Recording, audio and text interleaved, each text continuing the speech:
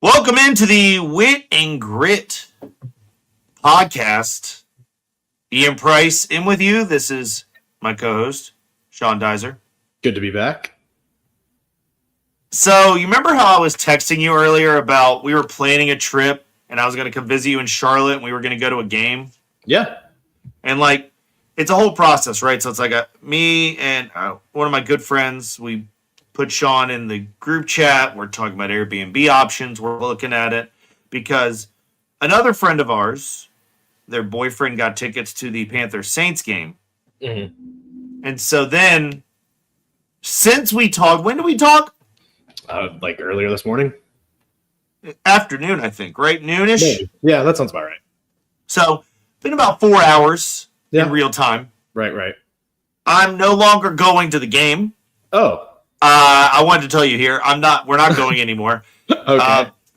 Her and her boyfriend broke up, and he's the Panthers fan, so I think we'll give him the tickets, and I'm going to be looking at a different game somewhere, probably a Broncos game, if I can get to that Commanders game on Thanksgiving. Ooh, that'd be fun. But if I can't, another Panthers game's on the horizon. I just wanted to see your face when I told you that I was going to come see you 4 hours ago, and now I'm not showing up. Yeah. Well, that's a bummer. You'll have to come for another reason. I don't know. Life changes. Things happen, Sean. We're moving. We got to do the it's annual at this point, the Nuggets at Hornets game. Oh, my gosh. Yeah, that's February usually. Okay, cool. Jokic in person with the new arsenal around him and the new coach. We'll be talking a little bit of basketball by that time. Yeah, I was looking at my numbers, and I'm going to be honest. Mm-hmm. I'm just going to have to be honest. The NBA betting was our worst part of the year. Well, yeah. So we're going to have to fine-tune that or just be more selective. But the playoffs, we took a bath. Having said that, we got some really good news about all of our active bets. Coming up in just a little bit, we're going to be talking, we're effing around with F1. We're going to cover everything from the grid to the gridiron. We're going to be talking about NFL best bets. Sean looked at the bets I have, and he actually agrees with them. Might be the shortest episode we've ever had.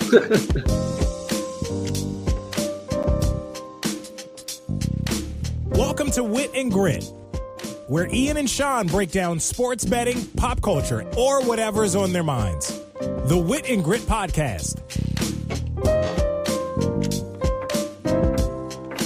The Wit and Grit Podcast includes gambling-related discussion, opinions, and advice intended for entertainment and informational purposes only. Ian Price in Virginia and Sean Dizer in North Carolina are not attorneys, financial advisors, or licensed bookmakers. Nothing said on this podcast should be taken as professional or legal advice. Listeners are solely responsible for their own gambling decisions. Always gamble legally and responsibly. We're not liable for any losses, decisions, or actions taken based on the content of this show. Need help? Call 1-800-GAMBLER. Seriously, ncpgambling.org if you need help. Unit size is so important. When we talk about units, if you're new here, say you wanted to bet $100. One unit of that could be 10%. It could be 1%. You have your own thought. I usually do 10%. $10 is one unit. So if we tell you it's a one unit play, we'd use about 10% of our bankroll on it, essentially. Right. For the week. So keeping unit sizes keeps you from chasing, because if you bet the same thing on the same number 2 or 3 weeks in a row and win, when you increase that number, you'll somehow lose.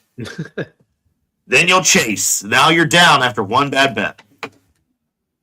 Well, before we dive in, a quick reminder, All In with Ian airs Sunday morning at 8 a.m. on sportsradiova.com. This week's show digs deeper into F1 Singapore Fallout. Plus, we'll have some NFL best bets and some early looks at the United States Grand Prix lines before that comes out. So tune in before kickoff on Sunday. Right. So, as you mentioned, dust has settled from Singapore. Man, that was a strange weekend. You had George Russell taking pole, holding it all the way, and Mercedes suddenly looking alive in the heat. McLaren wrapping up their teeth in the Constructors title, but the conversation after wasn't really about the trophy. Yeah, isn't that crazy? McLaren locks up a championship with 6 weekends left. That should be the headline. But the whole world's talking about Lando Norris and Oscar Piastri and whether that thing's about to blow up internally. Well, and we should, because it's exactly what happens, when both drivers have a legal shot or a legit shot. I'm sorry. Piastri leads at, 336 points with Norris at 314. It's close enough, that every qualifying mistake or strategy call can turn into a team wide argument. And the optics matter. Remember Singapore? Piastri finishes second, Norris third. And even though they both said all the right things after, you could see the tension. These guys are wired to win. They're not going to play nice forever. Right, and Ferrari's weekend didn't help them either. Hamilton's brakes failed. Leclerc was just angry all weekend, and Verstappen looked uncomfortable too. So it's like the entire grid hit chaos mode, except for George Russell, who just kind of cruised. Of course, calm and cool George Russell on a weekend where everybody else is hot and bothered. In a night race in Singapore where temperatures are lucky to be at 95 degrees. Yeah, no kidding. I mean, Russell's weekend was huge. The guy's 27 now, entering what should be his prime, and he just delivered Mercedes' best drive of the season. Totally in control, which is hilarious, considering everyone says that car melts in the heat. Yeah, and it couldn't come at a better time. The contract's still not signed. Mercedes keeps saying no rush, but we're halfway through October, and nothing's official. That's weird. Right. Toto Wolff says it's just the fine print. Quote, good things take a while. Which is classic Toto language for we're negotiating money, image rights, and control. It's not like they're arguing if they want him. They do. But Russell knows this is the contract. New regs start next year, and Mercedes might finally give him a car that can win a title. So he's not rushing it. Yeah, I mean, and the Singapore drive helps. That's a guy showing, hey, you give me the car, I can win anywhere. Even Toto said it, formidable. That's not a word he throws around lightly. Speaking of Mercedes, Kimi Antonelli deserves a look too. Remember a month ago, Toto called his Monza weekend underwhelming. Then suddenly the kid goes P4 in Baku, P5 in Singapore. That's what Toto called lighting a fire under his ass. Yeah, you love to see that. He's 19, first season in F1, new tracks, heavy media pressure, and he bounces back like that. That's a good sign. Toto even said Kimi stopped worrying about sponsor events and just locked in with his engineers. Exactly. And this is the year to make mistakes. He's learning these old spec cars before they reset in 2026. Next year, everyone starts from zero. That's when we'll see if this kid's the real deal. And Toto compared him to George and Max in terms of potential. He literally said if he gets into that group, that's a success. That's high praise. Yeah, I mean, and he's young. You would expect a kid that young to just be able to lock in on the racing, but he probably got overwhelmed with the celebrity, being an F1 driver, not an F2 driver. At least initially, yeah. Can't go to your hometown anymore and eat. You probably are just taking selfies left and right.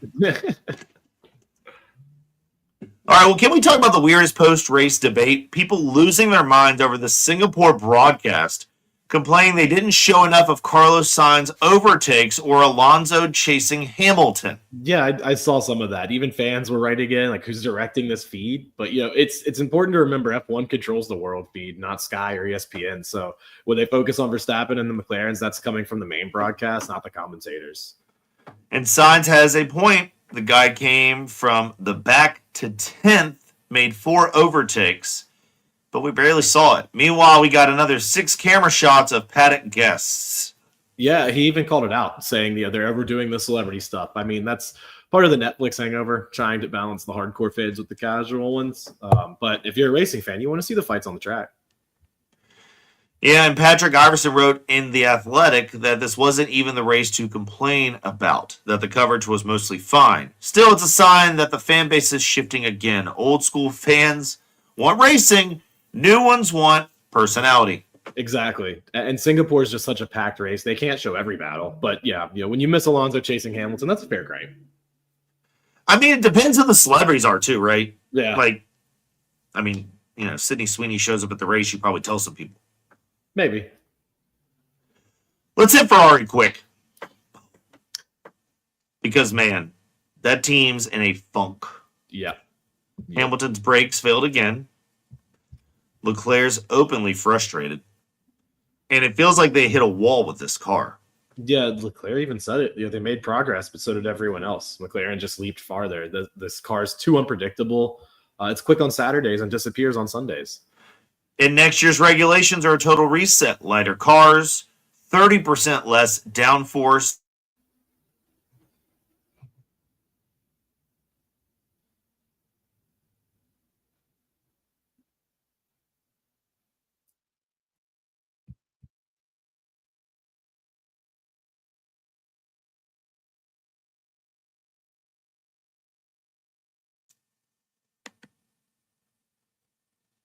You there?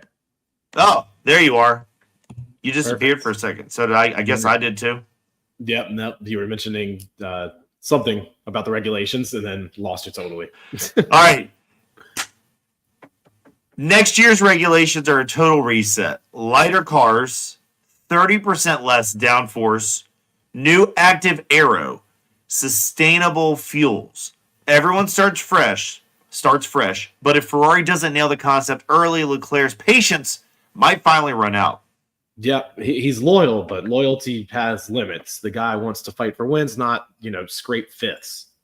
And it's interesting that Ferrari kind of extended the team principal's contract already earlier this year. I guess they're giving him a vote of confidence like ahead of the new regulations. So maybe they know something we don't.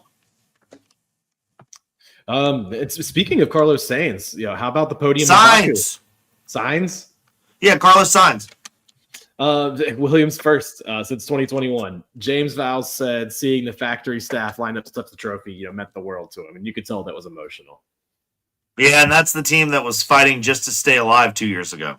Now they got a podium, steady points, and a legit leader in Sainz. He's calm, experienced, still quick, exactly what they needed. And Vowles said his dream is for people to get bored of Williams podiums. Imagine saying that 2 years ago.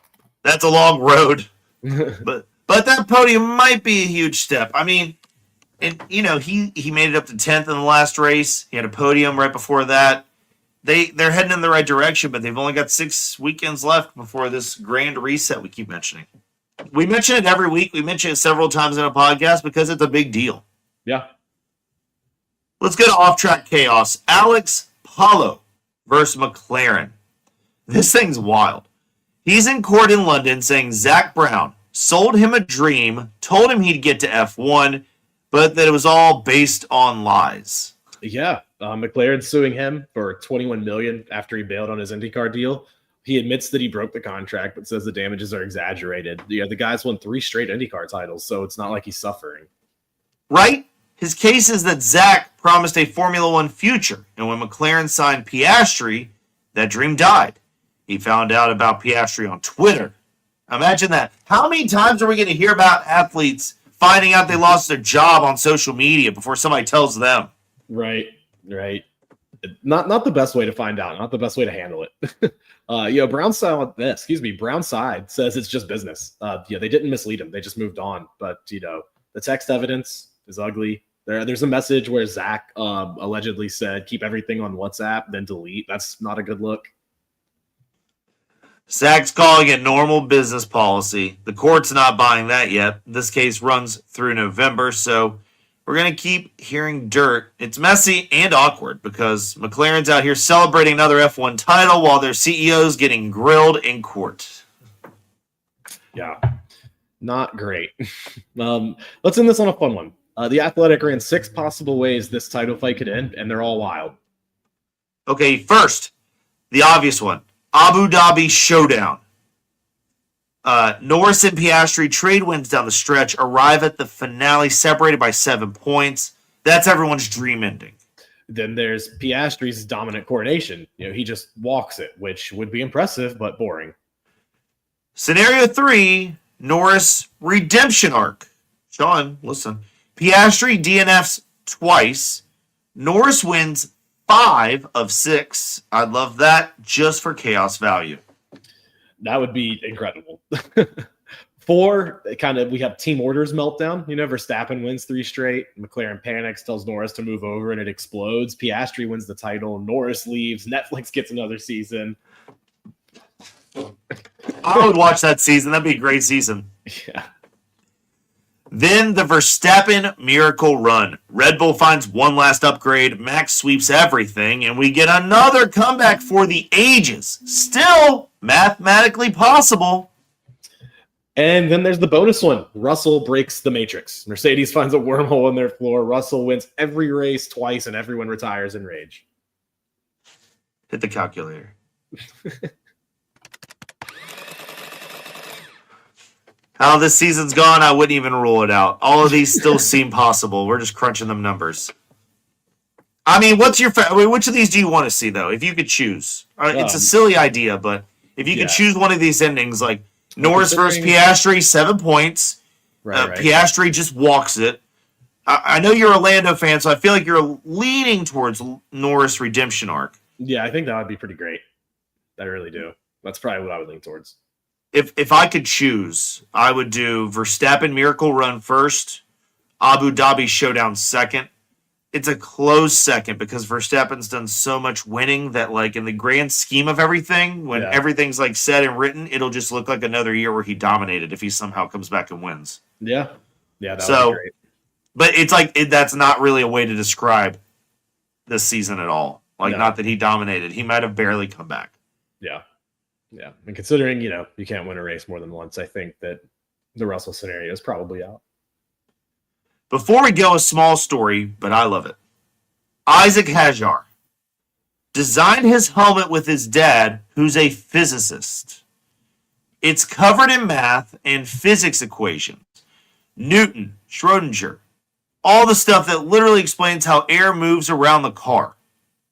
That's pretty cool. Yeah, that's how you know he's wired differently. His dad was his first mechanic, and now he's honoring him on the grid.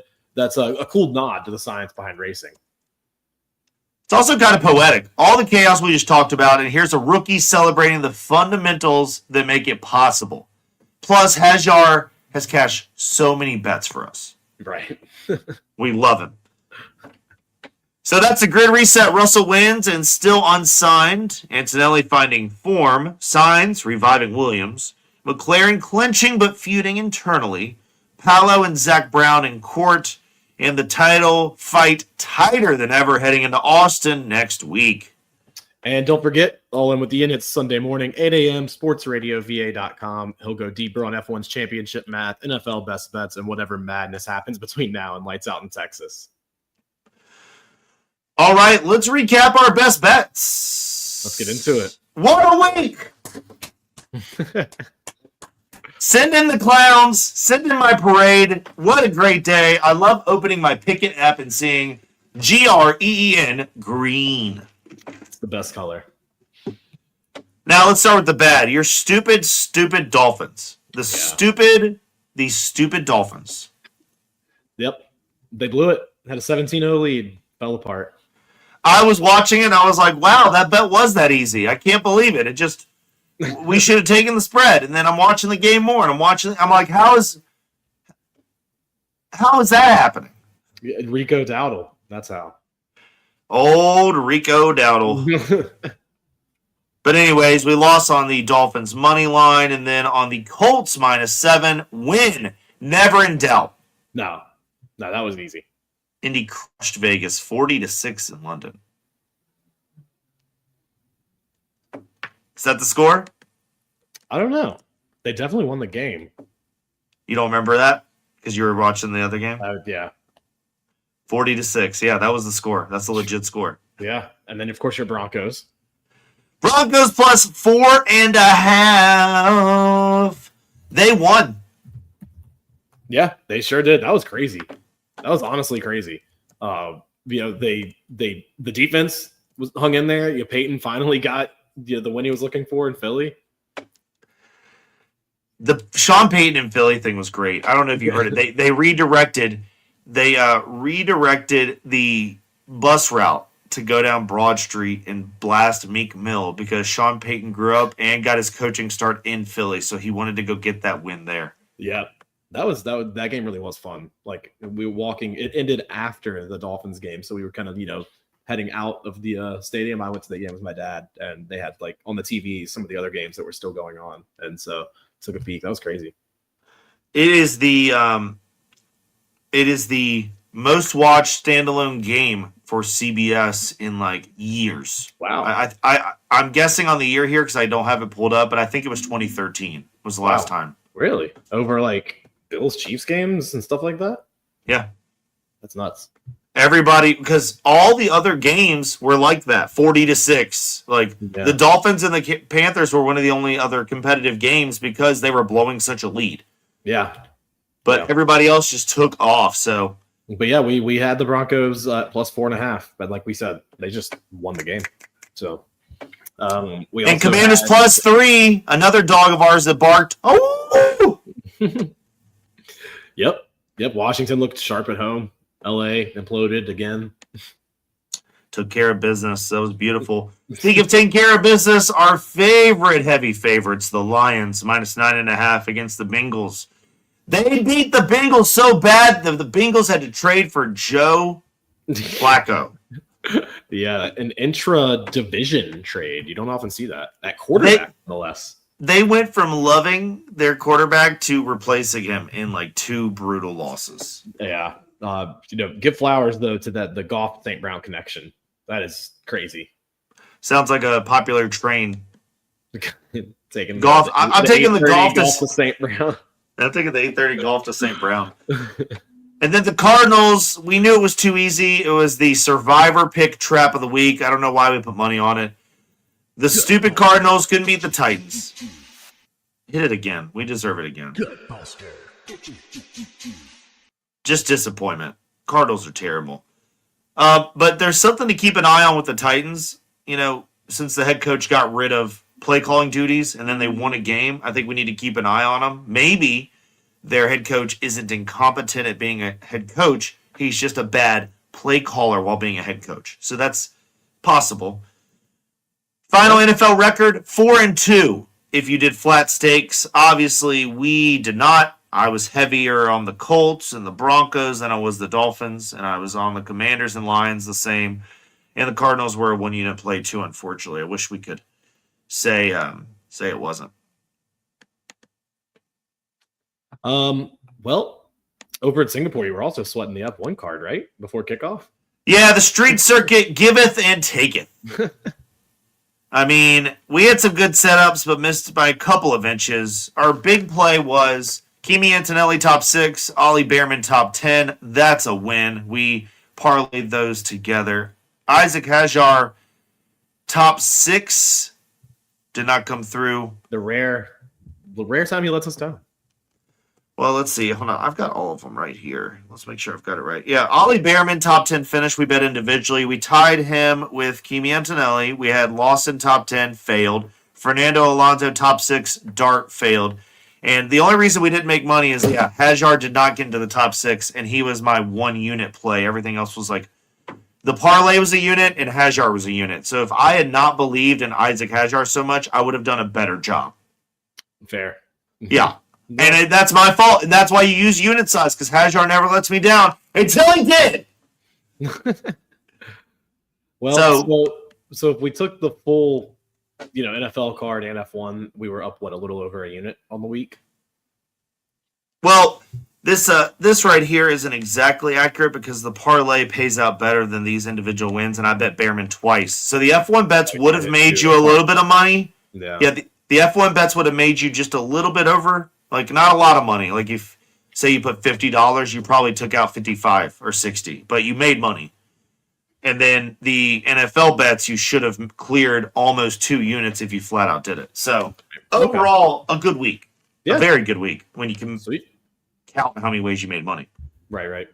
So, let's get to the matchups this week. You ready? Yeah, absolutely.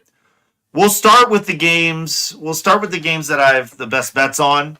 I'll give you guys the updated line to make sure we're giving you all the stuff. We'll talk about some of the reasons I did the bet. Sean will give you any of the trends or stats that he really likes that makes him believe in the bet, or he doesn't really believe in it, and he'll say, no. No. I'll say it just like that, too. He said, no. All right. Where was I opening? Yes, the odds. I hate phones. You know what I'm saying? Not really. I hate phones because it's like you used to pull out a phone Right. to make a phone call or send a text message. Okay. Then they added email. Great. Oh, now you got Facebook on your phone. Mm-hmm. Now every social app in the world's on your phone. Do You got to check your bank account on your phone. You got to do everything on here. So sometimes you pull it out and you're like, what of the 8,000 things this does was I about to do? Okay. I see. Why am I holding this phone right now? Who got this out? It was like, yeah, that all sounds really convenient, but it does contribute to decision fatigue. And it's not great if you're ADHD. Well, I feel called out now, but at least you get it. We're talking about the Steelers and the Browns because you love them. You love them and you want to talk about them. Yeah, I love the Steelers here, honestly. Especially. I love what you're saying because that's my first best bet. That's a 1.5 unit play. We're going to put a lot on the Steelers here. It might be a trap, but Pitt's front can squeeze Cleveland's left side protection, right? It's possibly going to rain, and if it rains, that's in Pittsburgh's defensive leverage, right? That helps them with their leverage. Yep. Rookie road start versus Mike Tomlin. Aaron Rodgers' floor greater than Dylan Gabriel's volatility, right? Yeah, right. And I mean, like I just said, Steelers coming off the bye. You know, Tomlin, they're 9-1 straight up, and 7-3 against the spread. So, yeah, and I think you mentioned first year, against rookie quarterbacks, 16-1 straight up. So, boom. I'm all in on the Steelers with you on this one. We will buy it up to 5.5, but we would probably pass on it if it gets above 6 because it's still a divisional matchup. Right now, let's see where the best numbers are. I'm seeing, a couple of books have already gone to 6, but your favorite book is at 5.5, but it's paying out worse than some of the other books. Okay.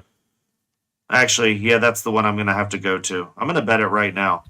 You got this. Well, because I feel like the number's about to move because everyone's figuring it out. I don't want to have to bet a 6 because I waited till after the podcast. You like that? Nice. Cha-ching. Okay, well, let's go to the Bills at Falcons while I'll put this in. Sure. We like the Bills here because we're big, dumb idiots. Why don't you give me some stats and tell me why? We like the Bills for very good reasons, all right? We've got the Bills coming off of a night loss on short rest. They're 0-7 straight up in the second leg of back-to-back night games on the road. Okay. All right. That's good. We've got Allen, however, good stat for the Bills to counter that. Is 10-3-1 against the spread and 13-1 in domes and a 6-point teaser, 13-1. But he's good in domes. Our trenches. So the system we use to try to come up with our picks runs through the trenches and then several other factors. But Buffalo's DL should create pressure. Atlanta's O-line, not a top tier. Right. There's a very clear quarterback edge with Josh Allen, number 7, on the most recent quarterback rankings we have for this week based on this year's data. Michael Penix is number 30. Allen off a 3+ turnover game, 17-4 straight up. So even though they're, short rest and coming off that night, back-to-back nights games, they're still giving you reason to believe in them. This game we would buy up to 6.5, but I like it at 4.5 where it is because that's a better number if you do math. Looking across the board as we are live right now, it is 4.5 across the board. Any book you want to bet it at.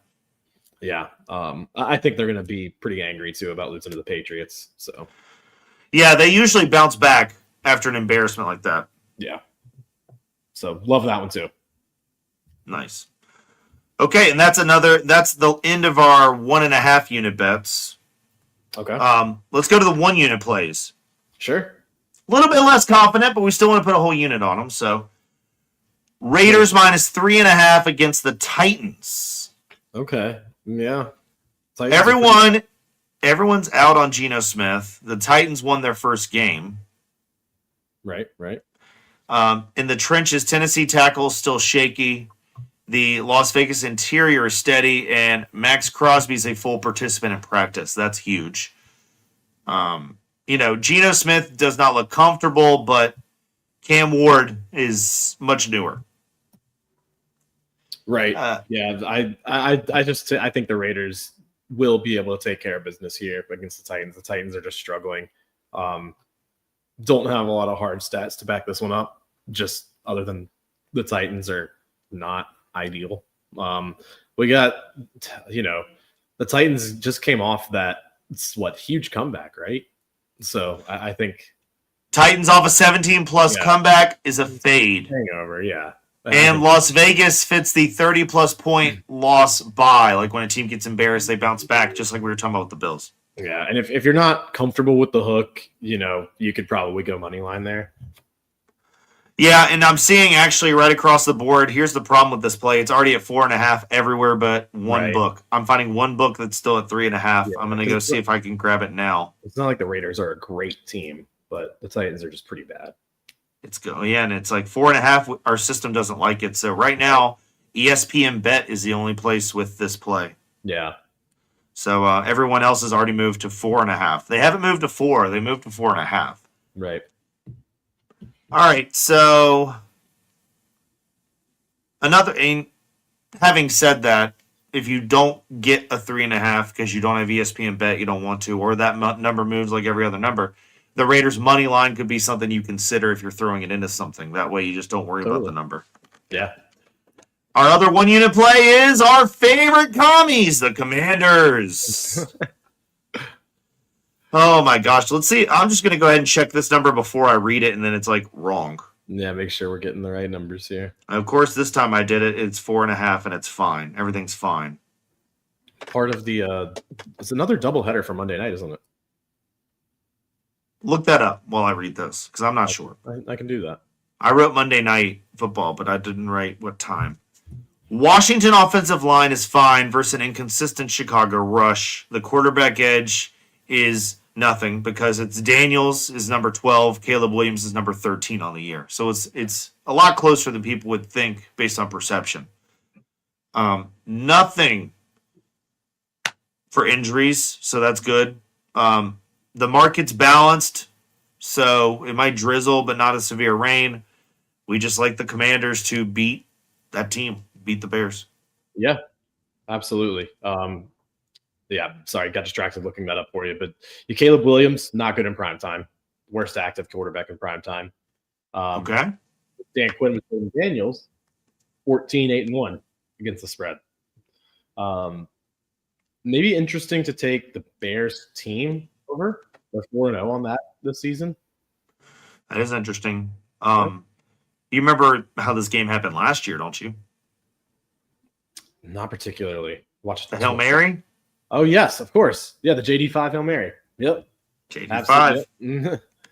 Yep. That's why it's in here. Let's talk about a team that didn't make our cut, the Seattle Seahawks. If they were healthier against the Jags, we would definitely take them. Sam Darnold has been very good this year, but Seattle's secondary is too compromised right now. Both Witherspoon and Love not practicing, so we're pulling the Seahawks off the card. Yeah, done. I agree.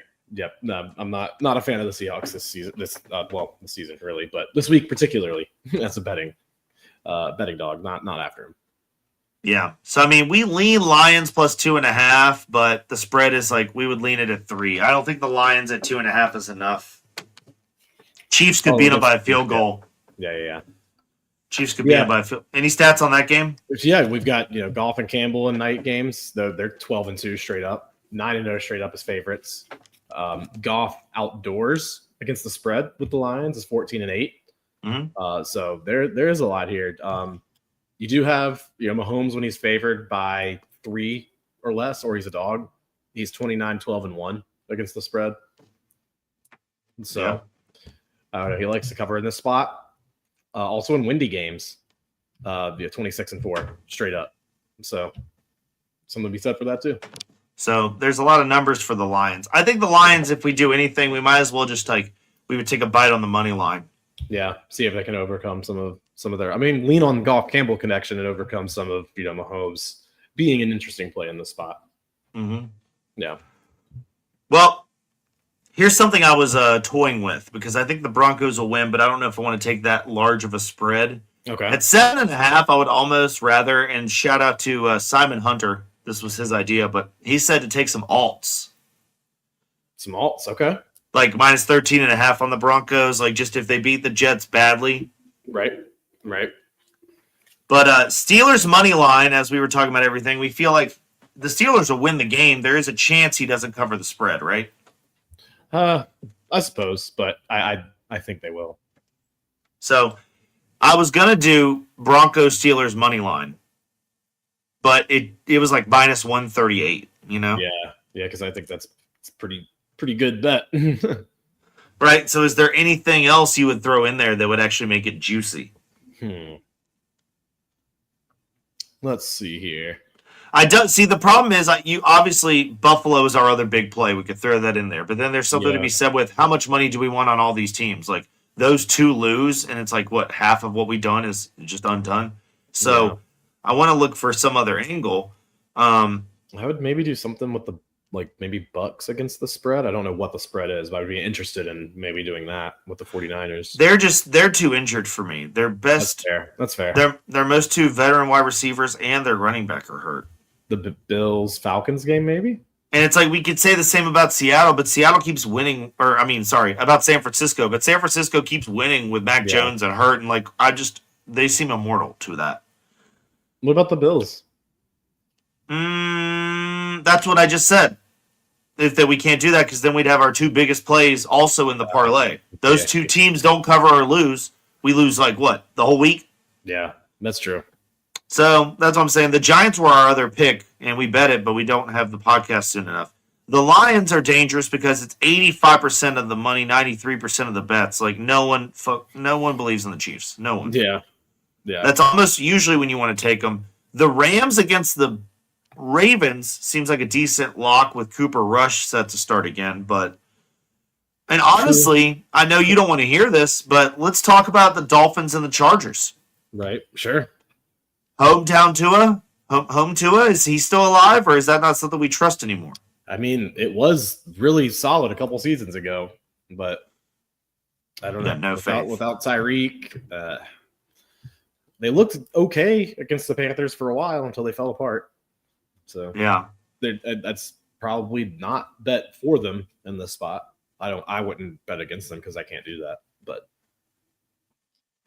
can I convince you to bet on the Saints? Oh God, can you convince anyone to bet on the Saints? You'd be shocked at how good Spencer Rattler is playing right now. That's what I've been told. I mean, I could probably. It's in New Orleans and it's the Patriots, so perhaps, yeah. No, I don't think we should force it. It seems like we've got two money lines. Okay.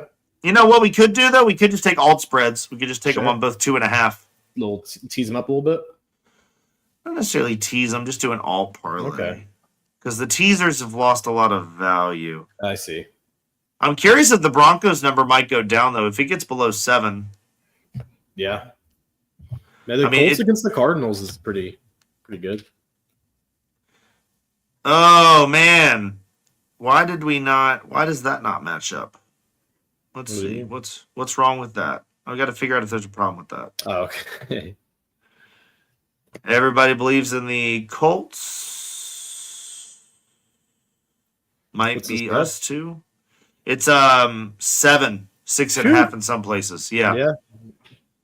Still probably hit though.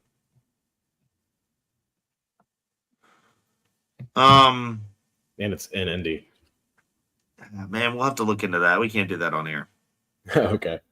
I can't sign up and bet that on air because I haven't done the research on the Colts Cardinals, but it does look very enticing from where it's at. Yeah.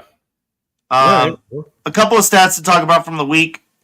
Revenge of the underdogs. Underdogs went 9-5 straight up in week 5. That was the most outright wins by dogs in a single week since week 3 of 2022. Nice. 3 underdogs of 7+ or more points won outright in week 5. Only 3 prior weeks before week 10 in the last 25 years had 3+ touchdown dogs won outright. So, NFC domination, the NFC versus the AFC, 18-9 against the spread this year. Second best through 5 weeks since 1990. Yeah, the AFC is so weird. That's a good point. So, if you wanted to bet just the NFC over the AFC, there's the matchups. Lions at Chiefs, Rams at Ravens, Saints at Patriots, Packers at Bengals, Seahawks at Jaguars, Falcons versus Bills. Don't the Chiefs and Ravens have a combined like 3 wins right now. Yeah, it's not good. Yeah. But the Ravens are a team. The Ravens are the team everyone's going to be betting on for their division soon. Maybe after this week, if they lose to the Rams, because this is the hardest part of their schedule. And then if they get healthy enough, they can cruise down the stretch. Yeah, fair. Let's see. Teams with 60+% of the tickets are 13-30 against the spread this season. Worst start in database history, 23 years via Action Network. Phew. 70% plus ticket teams are 3-13 against the spread this season, 0-7 against the spread at home. So, wow, the public has been bad. Yeah, real bad. Like terrible. Oh my God. That's why we bet ugly dogs. Yeah. Woof, woof, woof. But this week we have nothing but favorites. I'm worried. But that's some chaos this week too. With some, like bounce backs, you know. That's so true. First team in 15 years that 4 teams with 11, or it's the first time in 15 years that 4 teams with 11 plus win totals lost straight up in the same week. So that's why we took favorites this week, because it's like first 15 years. I'll take those odds. Yeah. That won't happen again this week. Yep. We had the Chiefs, Bills, Eagles, and the Lamarless Ravens all lost straight up. I saw one of those coming. Go Broncos. That's it. That's all I really had. Anything you wanted to talk about that we didn't get to? Not that's coming to mind. I don't think so. Oh, that's kind of football related. I was just scrolling social the other day, and AI is getting out of control. I saw a video of Abraham Lincoln winning the Super Bowl for the Chicago Bears, and that alone was wild. But it kind of gave me pause. I was like, which is less likely? Like that Abraham Lincoln would be winning the Super Bowl, or that it would be for the Bears? That would be for the Bears. He would have been traded. Yeah, he would play for the Commanders, right? I just found a reason we're not taking the Colts. Oh. Kyler as a dog, 33-18-2 against the spread. Best mark in the NFL since 2019. That is several years. Yeah. Okay. Well. And after blowing a 14-plus fourth quarter lead, 11-16 against the spread the next game. So that's not great. I guess we'll have to figure it out, and people will have to follow your picket to get the final. Or if we if we commit to that 2-leg. Let's see if it's a better number right now. After 5 minutes. Well, I checked it a day ago. Oh, okay. So let's see if it makes sense. No, it's still minus 138. Yeah, so you can probably there's always a bonus like going on. You might be able to get that to like plus 100 with a bonus or something. I used a 25% bonus and I got it to minus 110. Okay, that's almost. So it's a straight up bet. Yeah. Yep. Done. Locked in. Boom. And that's like pretty money. Hopefully. Yeah. This has been the Wit and Grit podcast. We appreciate you guys tuning in. We apologize that the audio feed has not been getting updated as quickly. Make sure you just join us here on YouTube, or if you're on Facebook, that's fine too. Twitch, maybe. I don't know who. If you're on Twitch, leave us a message. We'd love to hear what your experience is like. But YouTube is the place to be. Get the stuff before the lines move. Yes. If you are on Twitch, please let us know, because yeah, it's extra work. Why are we there? Are you there? Twitch, are you there? Hello. All in with Ian Sunday morning at 8 a.m. You can listen on sportsradiova.com. Sean and I will be recapping our F1 conversation. We'll be doing the latest on these NFL bets and all the good stuff coming up for the gridiron. Absolutely. And we'll be back next week with more F1, NFL, and who knows what else. Oh my gosh. Next week we get to prep for the USGP in Austin. Yep. Let's go. Let's go. Everybody have a good weekend. Peace out.